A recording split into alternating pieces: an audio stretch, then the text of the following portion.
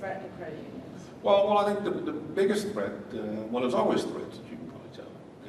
I think the biggest threat is to credit unions right now is, I guess, interest, and maybe I'm not saying this in the best fashion.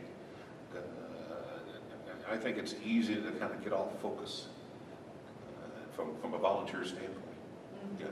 And so I worry that when we work with our volunteers, and I'm talking about boards and committees at this point, when we work with our volunteers, given the messages that we've been sending and explanations that we've had to make over the last, well, probably a couple of years, it just has to be the most confusing thing on earth for them.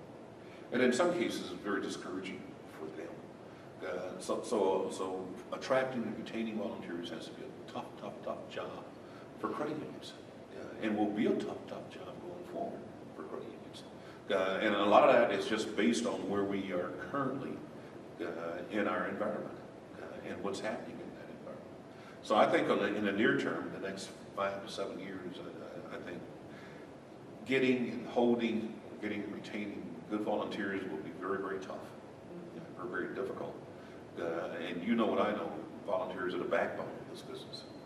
It's the backbone of what we do. It separates us from others.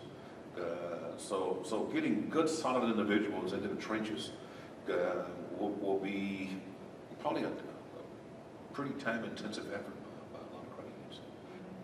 But I see that as a major challenge throughout, not just the U.S., but throughout the world, of finding these right folks to do that.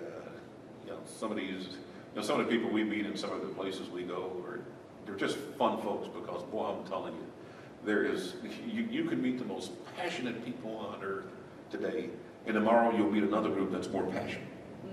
Just unbelievable. And that's what you like to see. That's what you want to see. Because that's what will propel us. That's what will keep us on focus. That's what keeps us from being discouraged. That's what gets us past the near term. So volunteers are really important and a big challenge to find the right ones to do the heavy lifting for us. As Intui's pointed out, they don't want just anybody on the Yeah. training board. Yeah. And I'm sure it's the same globally. Yeah, and rightfully so. Having a warm body is, that's not very beneficial to anybody. And sometimes to be something other than a warm body takes a couple of years while people kind of learn and absorb and see what's happening. But typically, good common sense coupled with the right amount of passion is just about all we need to make some real things happen. So where would you like to see credit unions leave their mark in the financial services world? Well, I think, where would I like to see them leave their mark? Well, I want them to see them mark up everything in the financial world. I don't want much. Credit unions buy Citibank. Well, yeah. Hey, don't knock it. Don't knock it. Back to Poland again. They bought the Wall Street Journal in Poland. So now they control the financial news in the country. So some of these things are very possible to do. I think for me, what I'd like to see credit unions do, in a very short period of time, is something that they've not been able to do over a long period of time, and that is to mount a campaign that separate themselves from other financial institutions. Now, you can characterize that as a marketing campaign, or it could be something else, and I don't know what the something else might be. But I do think it's needed. I do believe it's necessary, and I do believe every credit union has to participate in it to make it worthwhile, to make it workable. Is it tough to do? Yeah, it is. And we've demonstrated that because we've kind of walked around the edges of it a couple times, probably a couple times this week. But just think, we didn't have to spend that time walking around the edges and really doing something.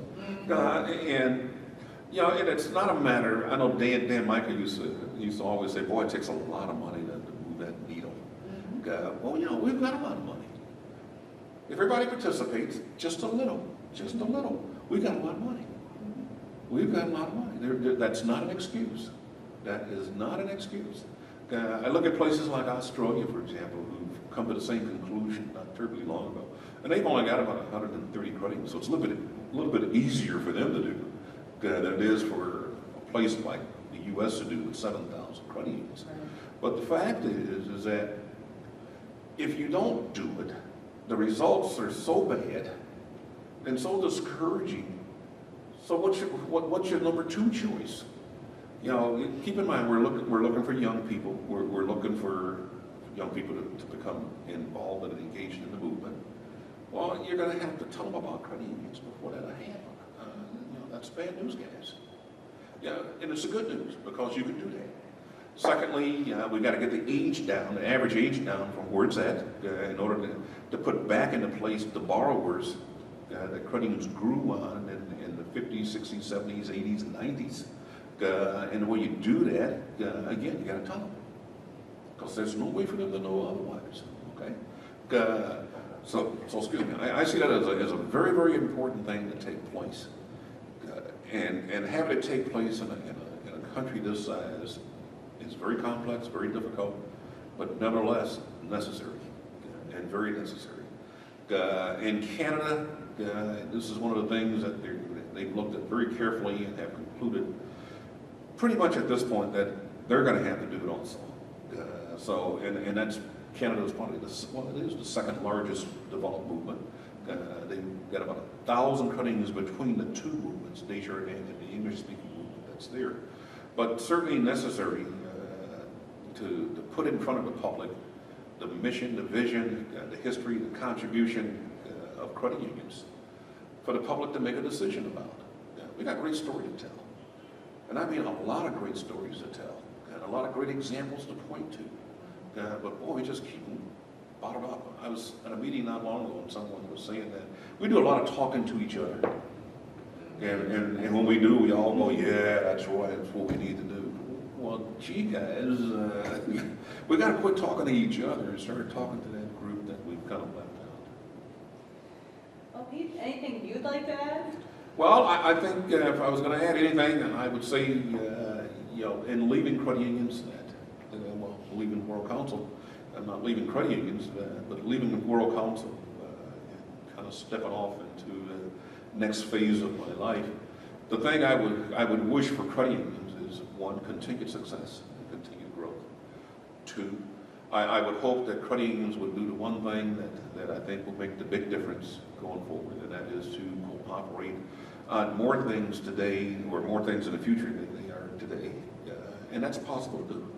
I'll continue to say that because I continue to believe that it is through cooperation that we can move mountains, that we can change things, that we can make things different, better. And I think credit unions will discover that in going forward. But that's my wish, and that's my message. Thank you very much. You're very, very welcome. Thank you, Sarah.